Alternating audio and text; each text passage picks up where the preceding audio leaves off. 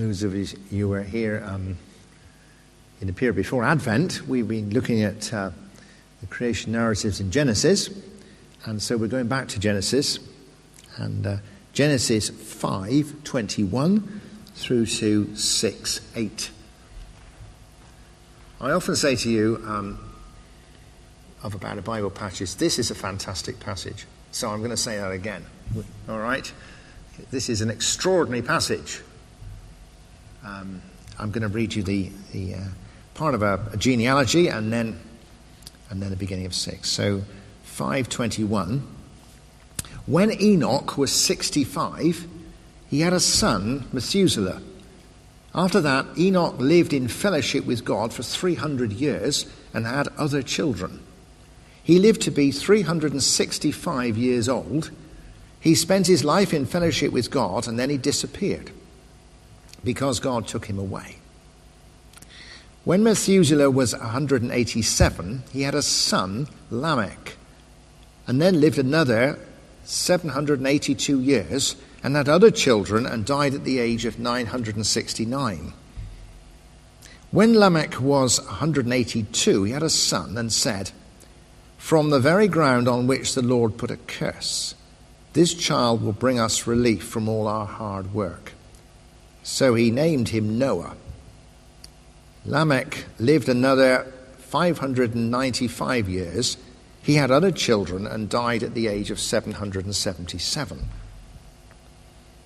After Noah was 500 years old, he had 3 sons, Shem, Ham, and Japheth. And when mankind had spread all over the world, the girls were being born. Some of the heavenly beings saw that these girls were beautiful, so they took the ones they liked. Then the Lord said, "I will not allow people to live forever. They are mortal. From now on, they will live no longer than 120 years." In those days, and even later, there were giants in the land who were the descendants of human women and the heavenly beings. They were the great heroes, the famous men of long ago. And when the Lord saw how wicked everyone on earth was, and how evil their thoughts were all the time, he was sorry that he had made them and put them on the earth. He was so filled with regret that he said, "I will wipe out these people I have created, and also the animals and the birds, because I am sorry that I made any of them." But the Lord was pleased with Noah.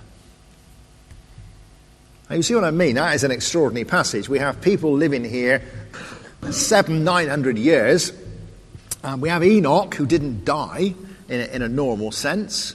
We have the angels, the heavenly beings, who come down and have sexual relations with human women.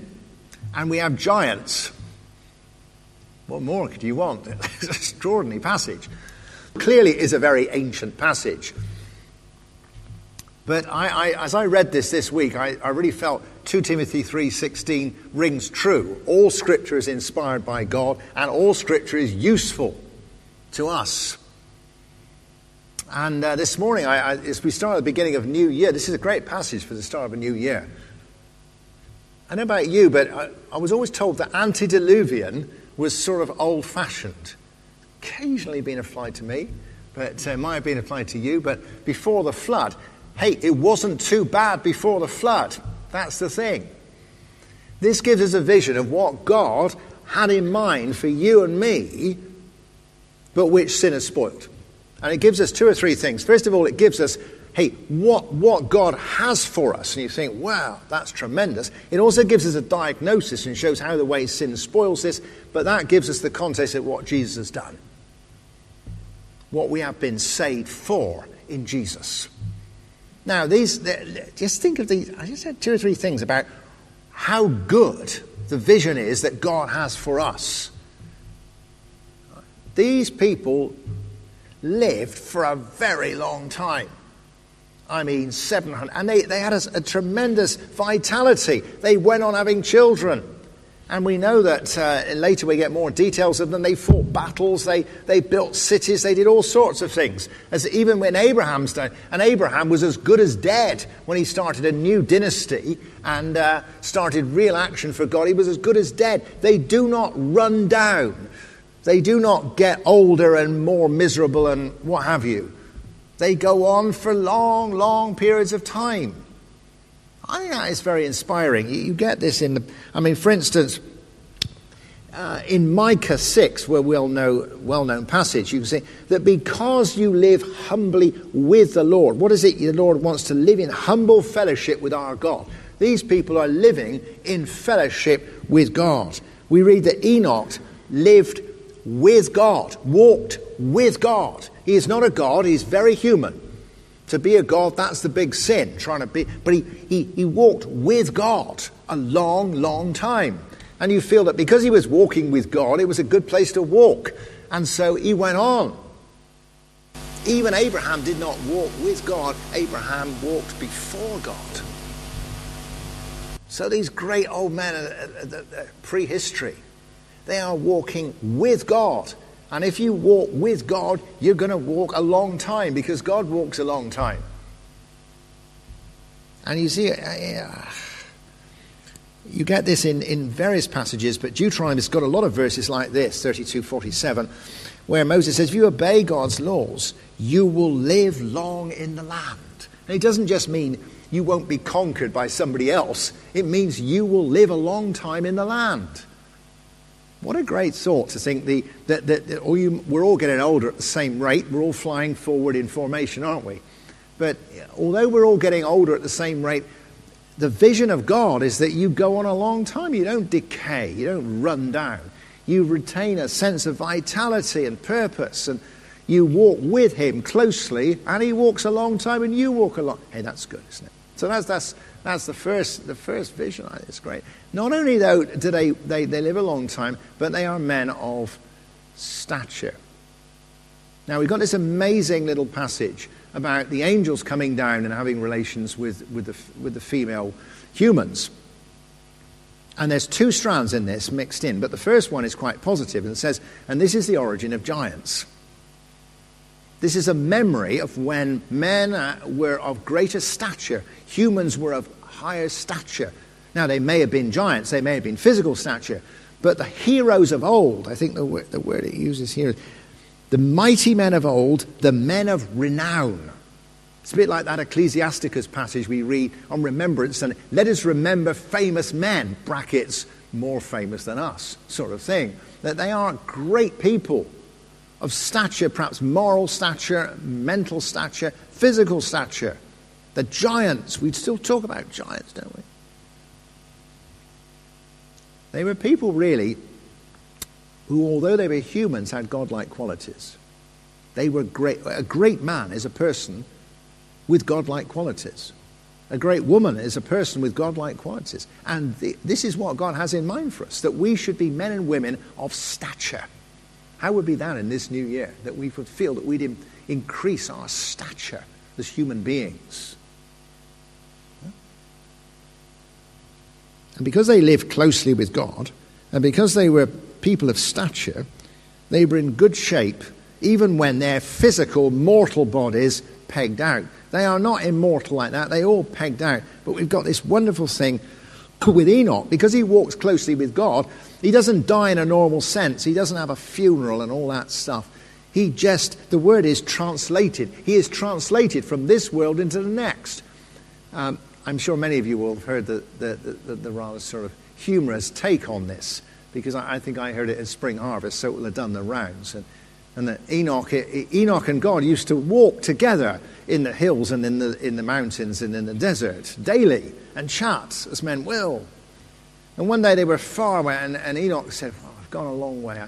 It's time that we turned and we went home. And God said to Enoch, well, Enoch, you're nearer my place than yours. I always thought that was really good. But there's a great naturalness to this, isn't there? God doesn't say, I think this is the end of it, we better have a funeral and all that stuff.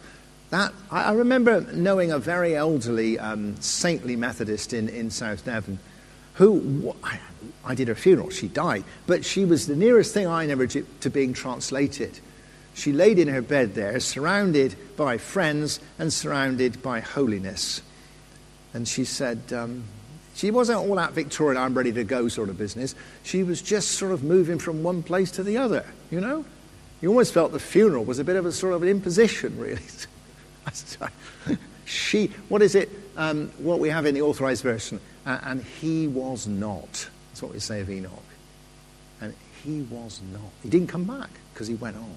What a great thought that would be in when we consider our own mortality. That we walk with the Lord, so you just walk on with the Lord, and the Lord's gone back to his place. What a good thought.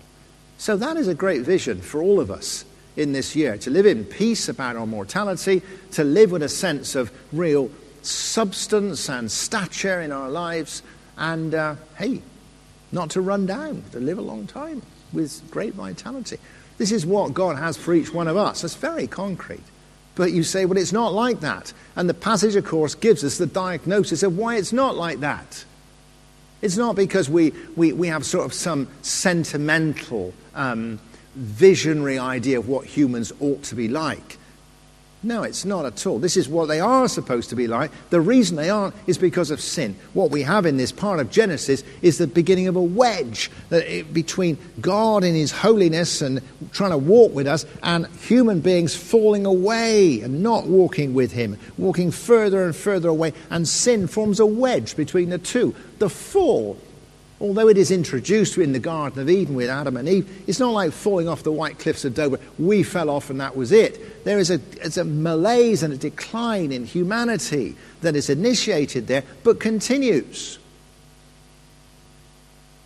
And it's cryptically put in the Old Testament by the fact that as you go on and men fall away from God, they live less long. I wouldn't have known this, but I know that I didn't know the figures. But anyway, on average, we are told that between Adam and Noah, they lived on average over 700 years.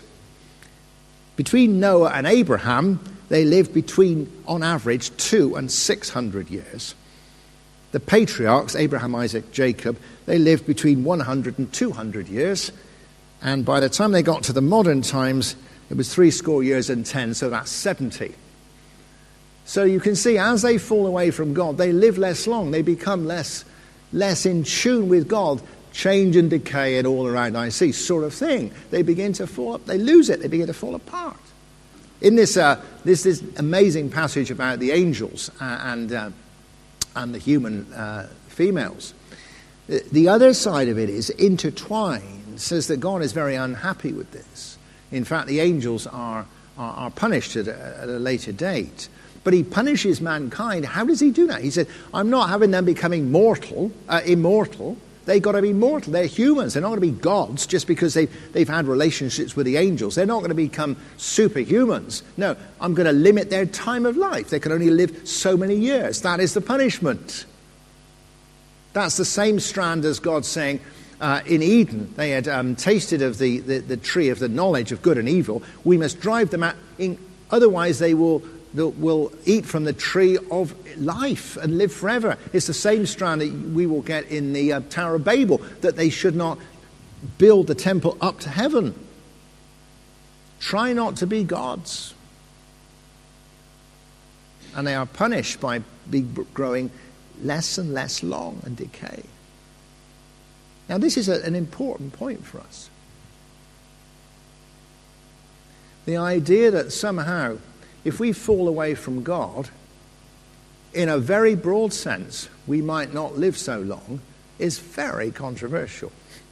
We are brought up with a very spiritualized. We need to be right with God spiritually. But the idea that somehow all physical evil, whether that's illness or disaster, somehow relates to the fall, well, that's not popular these days, is it? Jesus teaches in the New Testament there's no correlation between many people's personal sin and their illness. You can't say, oh, that person's ill, they must be a sinner. It sometimes does have correlation, but it's not quite like that. But what the Bible says in the broader sense, the fall of mankind relates to the fall of the world. It's not just a conservative, evangelical, spiritual falling because we are in sin, but the whole lot falls apart. It's holistic. How would that be if we started to live in a more holistic way? That sin drags us down physically, makes us old. That is a challenge. And what would it be if our relationship with Jesus were to reverse that? Not just, I am saved, but I am better and I am no older. Wow, that is very interesting, isn't it? I just leave you with that, but you just think, just a straw in the wind. Were the nations of the world to spend all the money they spend on armaments, on medical research, how much longer on average would everyone live? If everyone in the world spent their time caring for their brothers and sisters rather than caring for themselves, how much on average longer would everybody live? If humanity honored and cared for and nurtured the physical environment of the world, how much longer on average would everybody live? If we were all in good spiritual shape so that when guided and when appropriate, we were ready for spiritual healing, how much longer would everybody live? It's just a thought. And then it comes to stature. These mighty men of old, these men of renown, they were then. There were giants in the land, but they are not giants now. That sense in which sin reduces our stature. That when we sin, we are diminished. That is not the temptation. The temptation is to feel these days, by the opinion-forming classes, that we are men come of age. And the more you sin, the more grown up you are. The bigger you are. You can reinvent yourself. You can do what you like. Hey, we're here now. The Bible's saying the absolute opposite. No. We are here less and less. We are smaller and smaller. We are diminished. Those were great men and women of stature, and where are we now? That of course, is echoed in the classical education that most of us had. The education which said that the further you went back, the more they knew. The modern education has got this myth that the newer you are, the more you know. I was astonished when I went to Cambridge to learn to do this job that I was trained in Plato, Aristotle, and St. Thomas Aquinas. They were not exactly new. But the sense was that they were the great men of stature. They didn't know as much as we know now, perhaps. They didn't have the technology. But the sense in which we have forgotten things, we have fallen away, is a hugely important context. We may have more information, but we don't know as much. As it T.S. Eliot said, where is the knowledge we have lost in information? We may have more computers, but we are smaller of stature. Even looking over the last 500 years of our country, those who have led us with warts and all, ignorance, crassness, violence, compared to the people trying to lead our nation now, the people in Westminster now are pygmies compared to the great men and women of old. Because we are so much more godless. Now that perception that our stature would be improved if our sin was less, not just because we knew more and could get more off the internet and understand the cloud and all that stuff, but that we don't have a theory of everything, but we have lost our stature. That's very interesting, isn't it? And that you'd say, Lord, make me more of a man, more of a woman this year. Not just sort of more forgiven, but more in a complete way. That's very challenging. And of course, we are not in a position for transitioning, are we? God does not say, you're nearer my place than yours. God's saying, you're an awful long way from my place. And we are people of sin, and we know. And thus we need Jesus. Now, God does not leave us. God sends Jesus, and we see even in this passage of thousands of years ago, he speaks about Noah. He says he was pleased with Noah. You see God's response here. On the one hand, God is heartbroken. In fact, the Hebrew almost says God is nonplussed. Why does this all happen? Why have they done this? This is such a great plan I have for them. God feels it very personally. Thus John 3:16. He sends his only son because he loves us. But God is very firm about sin. God is not saying, oh, we'll let it go. We're planning the flood. It's no good saying, oh, I think the flood's a bit much. Not at all. I realized I was going to say here, when I was looking at this yesterday, I was about to say, because wanted to say God is not soft on sin. I was danger of saying God is not wet, he's planning the flood. That doesn't work at all, does it? Because God is firm on sin. And the flood is planned. Sin will be punished. But there is Noah with whom he is pleased. But not just let's have Noah and save Noah because Noah was perfect. It doesn't say Noah was perfect anyway. But you see in that little bit of genealogy I read you, it said about Noah, his father said, out of the ground which the Lord has cursed, this one shall bring us relief from our work and from the toil of our hands. That's straight out of Genesis 3, isn't it? And God says, and cursed will be the land on which you will lie. And cursed will be the land, and you will have to work hard to get anything out of it. This is the golden thread. This is the salvation of mankind. This is the progenitor of Jesus. I will not let you go. I will destroy the evil, but I will save. I am determined to save. And so we get to Jesus. And at the end of our Christmas readings, we read that we can be born, we receive him, we are born again as children of God. Born not of the will of the flesh, nor of the will of man, but of God. In other words, the wedge is pulled up. God, through Jesus, pulls us up back into the relationship that we should walk with him. We know that. That's why we come to communion. But what this passage gives us is that when we are one with Jesus, when we walk with him, this is not just a narrow spiritual thing. This is a holistic thing. If we walk with him, we flourish. We have vitality. We do not grow old in the sense that we grow old in sin. If we are one with him, we are made in an increased stature. After all, the fruits of the Spirit and the gifts of the Spirit, are they not God-like qualities? Does that increase our stature to be full of love, joy, peace, patience, and kindness? And what stature is that? And we are brought into a place where we walk with God in this world and the next. The passage gives great muscle to this rather narrow feeling of having been spiritually saved. And it gives us the vision that as God brings us into this, he restores us to be the children of God. He doesn't invent us. He doesn't say, I've got a new thing for you. What he says is, this is what you were meant to be in the first place. You weren't supposed to be decaying. You weren't supposed to be dying early. You weren't supposed to be pygmies. You weren't supposed to be far from me. This is natural. These old men and these great men of the past, they are not superhumans. They are normal. We in sin have fallen away. That's what the fall means. And communion speaks about restoration. I will bring you back. I will lift you up from whence you have fallen. And as I bring you back and give you fresh vitality and life and stature, you will find that that is absolutely natural. You will think, that is what I was supposed to be. That is the man and woman I was supposed to be. And that's a great vision for this new year, that God will make you more of what you were supposed to be in the first place. So the band are going to come and play for us as we come to communion. And our songs are about being lifted up, being brought back with that vision. Hold that vision in your mind, especially if you're feeling a bit tired and worn down and decayed or whatever. Lord, I come to you and I will soar with you.